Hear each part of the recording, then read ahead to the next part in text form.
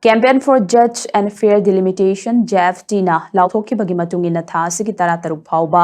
ahing Yarektuna Chathagada Wakat Meepham ngasi wangkai angom laikai da laiba Wall United Youths Club ta hokrai lenga ka wari sanarabasu no NRC no census ki firepti handok loi haina JFT ki convener Jitendra Ningombana phongdurakli no NRC no census no IDP settlement no census amadi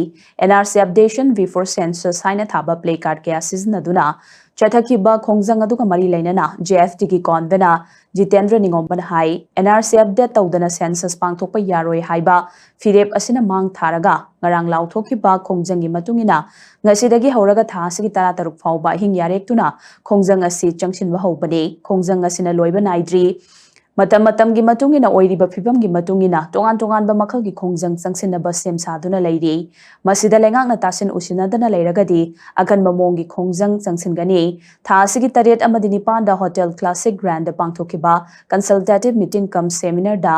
Pukhalaki Bawafam Singadu Manipur State Population Commissioner Lengakta Lankhat Kre Hairi Adubu Hiramasigi Matanga Lenganga Chapchaba Paukumama Pirakpa Laitri Lenganga Chapchaba Paukumama Pirakpa Laitri Bama Waibana JFT na census boycott Tobagi Firep Asilopane Marak Asida Consultative Meeting cum Seminar Aduda Pukhalaki Bawafam Singadu Gi Matangda Kanana Ba Lengak na Kaurakli Hiramasigi Matanga JFT Ki Advisors Singamadi JFT Ga Chatminari Ba Loop Singilu Chingbas Singa Kupna Kanaraba Matungda Meepham asida saruk yaba haina lepnare adubu lengaka wari sanaba sida JFT na laukiba warep census tawdringaida NRC update tawgadabani haiba firep adudi hongloi haina mahangna makhataki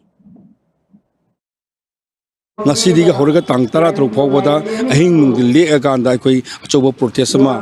koi leibak miam khangna Manipur gi lengakta achoba protest ma koi democratic oina mujuk sangsel hanbo oina aduna hari bopose sina loirabra haibadi loidri koi yengakini matam gi matung ina tangkatu koi pungon gi matung na koi hongakini hongakpose karigum lengak sini hena tasin double leiba taragadi koi masini hen bopodum tawrakini discussion on the outcome of the consultative meeting cum seminar on demographic profile of Manipur habisda discussion tawji na harik bane ba masigi discussion si tawding mamang da khudi bok ko han tawgre bane hujik discussion tawgi mathau taribra haibo hangsila ku matamda aikoi gi advisor sing aduga aikoi gi JFD gi puliba tongan ba maike gi laribu leader mayam sing se tade tara tuna khanar kanda aikoi makoi gi discussion je amtang yaw chumgadra haibogi wafom se thamakanda koi makoi discussion macha makak tawrunabagi tanza makak makoi pirak pase mase koi yawjarugani